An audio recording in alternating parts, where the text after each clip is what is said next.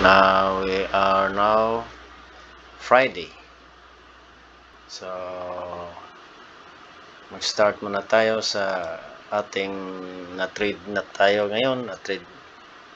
So dito muna tayo sa concentrate muna tayo sa gold. Mayroon akong kanina na kita na Fibonacci.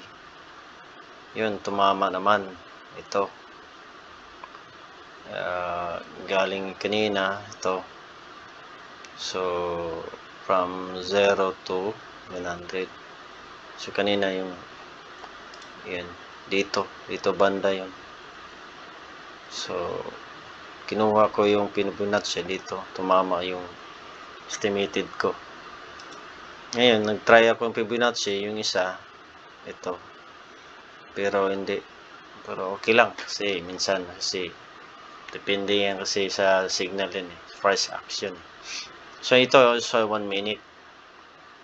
Ngayon ano mo natin, kung halimbawa sundan natin itong Fibonacci from dito ganyan, so expected natin na reverse ang ano niya, downtrend.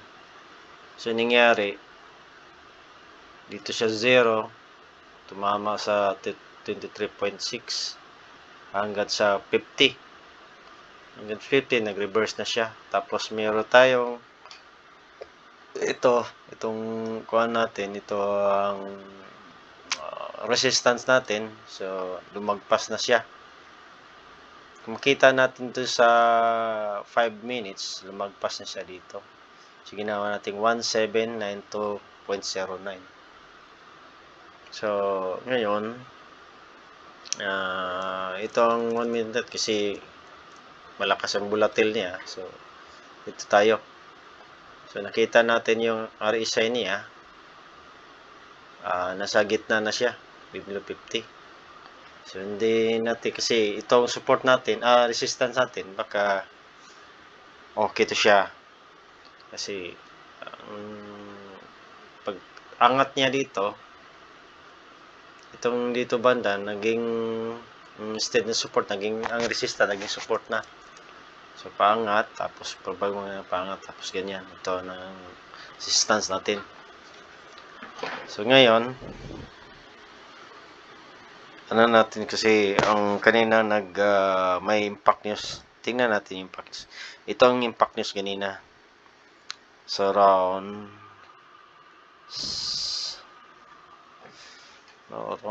impact news kanina ano ba? 1 hours. May ang kaninang last 3 okay, last 3 ito 15. So kung kita mo to, ito mga impact news nito, ito saan ba yan? Hindi mo makita yun. So 30 minutes. Yan. Ito. Kung 15 minutes, makita ba? Ayan. Hindi ko, sumabay ako dito, pero isang ano lang. Kasi kung sabayan mo yan, hindi mo alam. Kung nakaset up ka pababa, babay, bearish ka, tumama din. Pabay ka, tumama din. Oo. Kasi lang yung ano niya tingnan mo. Yung equal lang yung distance almost 500 pips. Almost 537 ito. 7. Mas lamang tong bearish kaysa bullish kaysa kung dito ka nag-umpisa 587. Dito ka na mag-isa. Halos equal lang. So nag-pullback siya, nag-breakdown, nag-pullback. Equal lang. So kung nakasit up ka dito sa bullish, meron ka. Walang talo, puro panalo. Hindi ko na lang niya sinabihan kasi di natin sigurado yung direction niya. Isang beses ko lang sinabihan, mayroon akong set up na bearish. So tumama, then nag-close. So sunod na yan, wala na. Hinintay ko lang kung kailan matapos. Tapos yung hindi na masyadong volatile, kung ano ang kinalabasan niya, yun ang pinapalo ko. Kasi kung ano ang bagsak niya, kung ano ang pataas, ganun din ang bagsak. Kung ano ang bagsak, ganun din pataas. Tingnan ko, yun tamama. Bumagsak, tapos tumaas, tapos bumagsak, tumaas. So pala. So, dyan ka tumama din. Pero, yung support level at saka resistance natin dito. Ayan o. Hanggang dito lang. Halos nang dito lang. Tsaka dito. Yan o. Yan. So, kung kunin mo itong pattern na to, yan. Meron to. Yung tinatawag natin tripole top. Hindi naman siya nag-tripole. Oo nga. Hindi naman siya nag-head on siya. Tripole lang siya. Pero, ganun din. Nag-tripole pa rin din. Hanggang din. Tripole pa rin. Ang tripole, dapat bumagsak siya. Hindi bumagsak. So, kaya nga, kung halimbawa kung sa pattern natin tripole, ganun. Tingnan mo kung i-ano natin. Ganun. Ito. So, naging 4 na siya. So, ngayon, ang hinihintay natin kung mag-break siya dito, kung mag-tripole. Dito siya. Ganyan. Tapos ganyan. Tapos ganyan. Ito pababa. Pa direction. Ganyan. Tapos ganyan. Pababa. Pero hindi. So, ang kailangan natin, hintayin natin mag-breakdown. Hindi siya nag-breakdown eh. So, bumalik siya.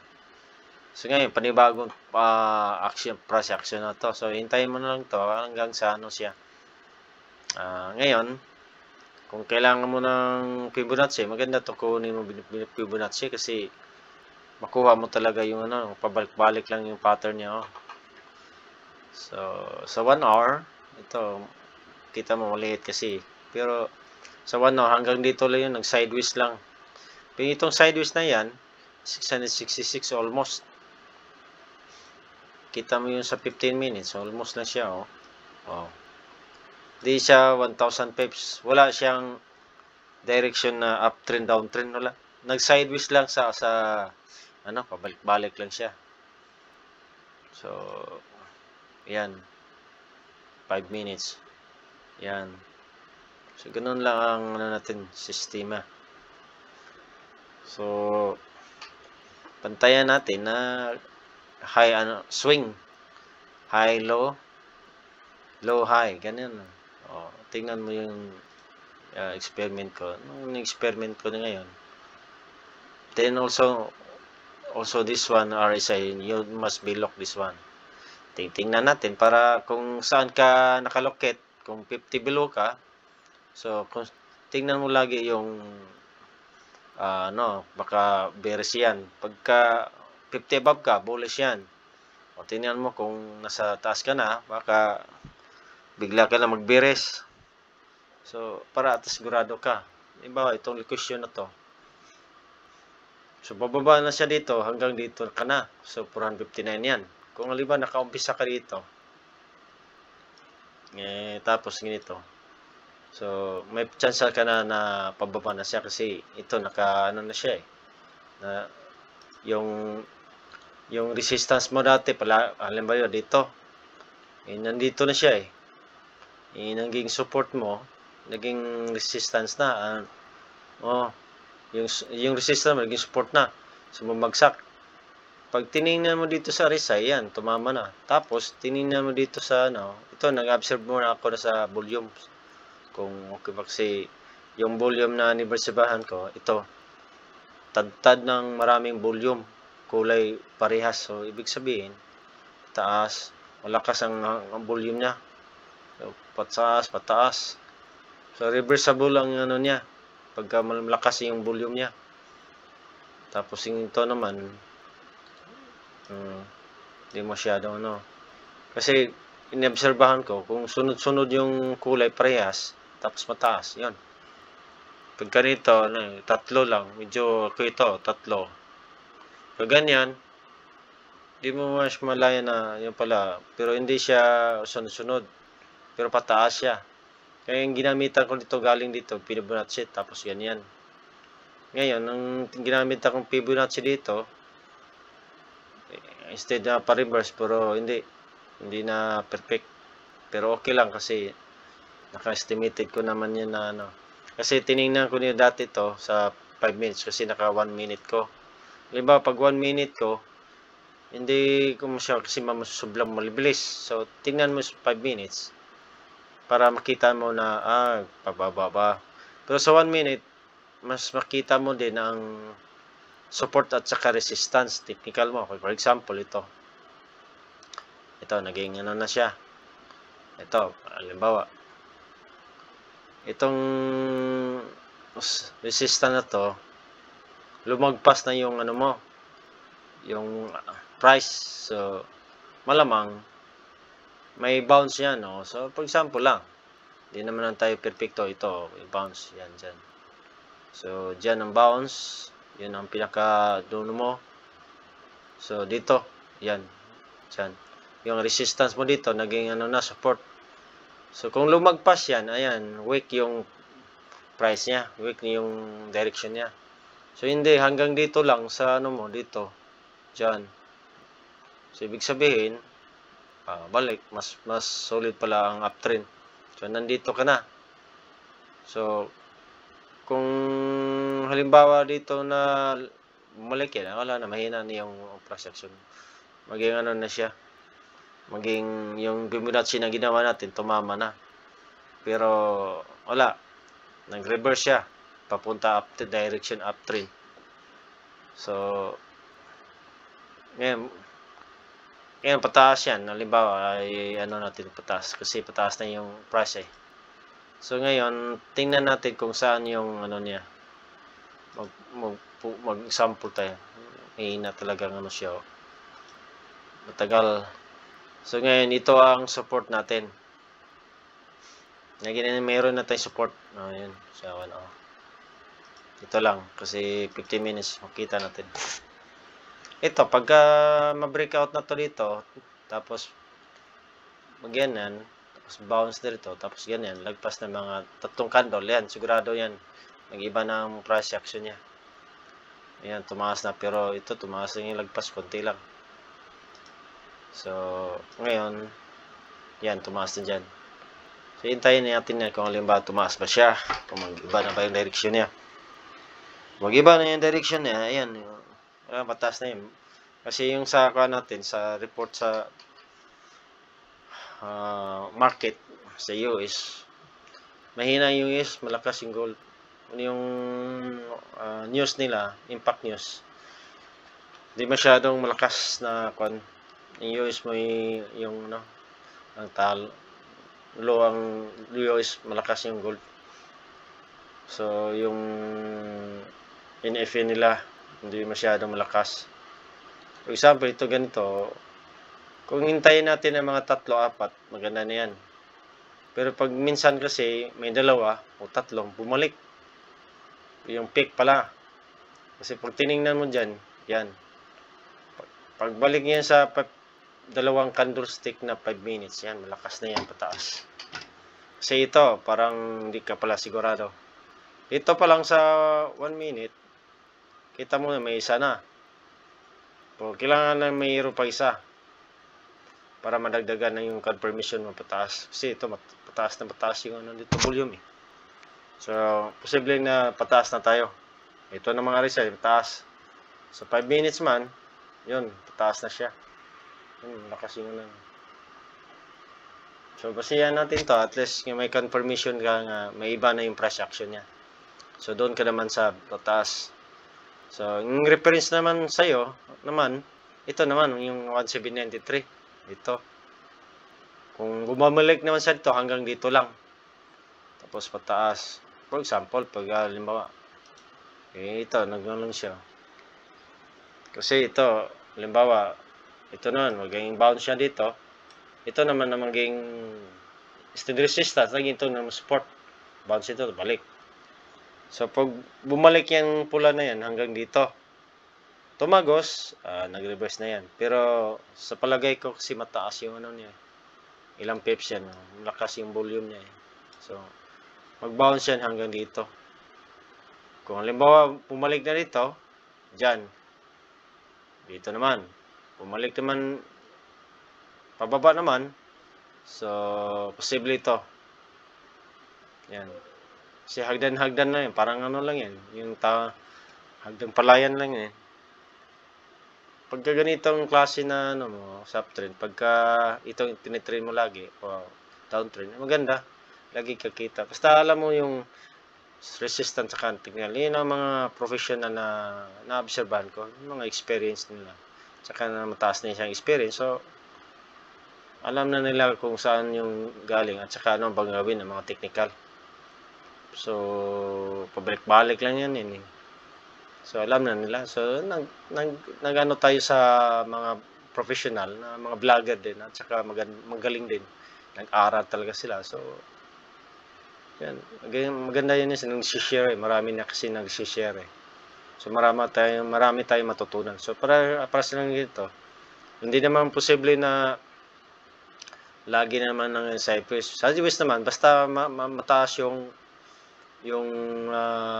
resistance at saka support niya, nag-sideways sila, mga 1,000 pips or 500 pips, ayan, makukuha mo. Pero kung ulit lang yung kita mo kung 5 kitsimpuan yun. Mas maganda yung sinabi nila na pag uptrend ka, pag downtrend ka. Yung pala, mas malaki yung kita mo dyan. Pag magaling ka sa technical, saka yung mga pattern, ayan, pabalik-balik lang yan, alas na mapabalik-balik na yun. Kasi paulit-ulit lang yung mga ano yun. So, pero hindi naman sa lahat na 100% naman. Hindi naman sa lahat na ganun. Kasi mayroon tayong mga mistake eh. Kaya nga, yung sabihin natin, money management, risk natin, kailangan ipatupad natin para at least hindi tayo masunugan, hindi tayo may wipe out at ang account. So, halimbawa, ganito. So, mayroon ka ng chance. For example, ito, lumagpas na.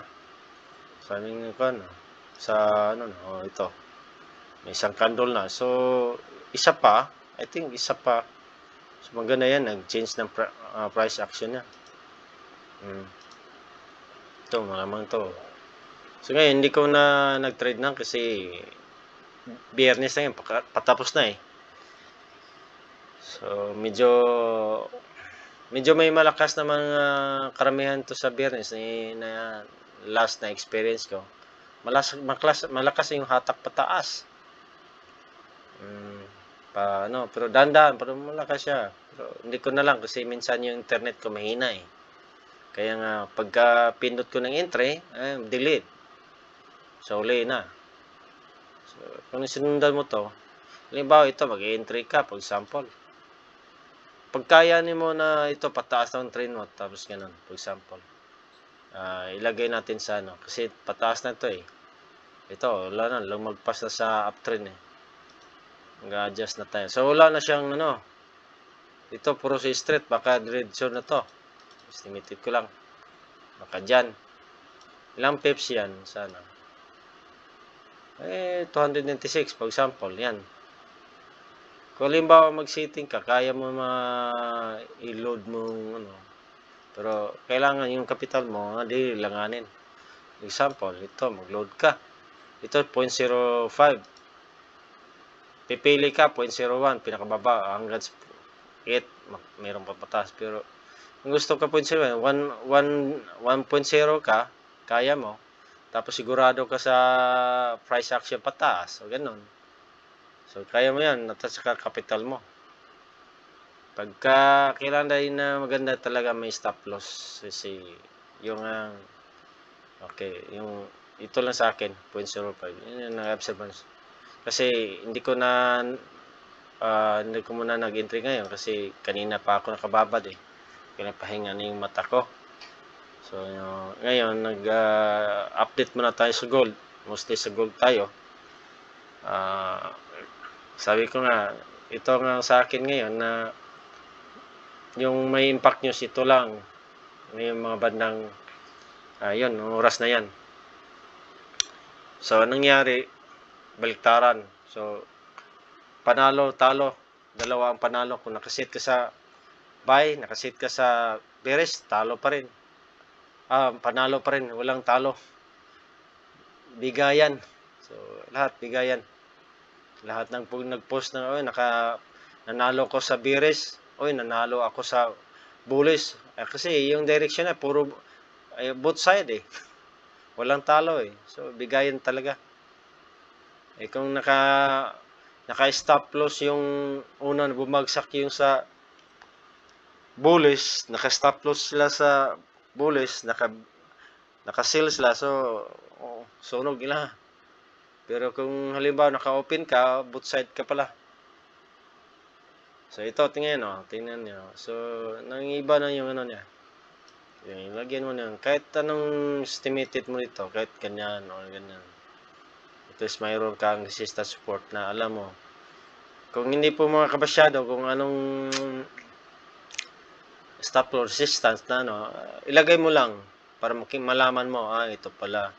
Halimbawa, ito, hindi ko alam. So, lagay ko ng lagay. Ito, ilagay ko lang dyan.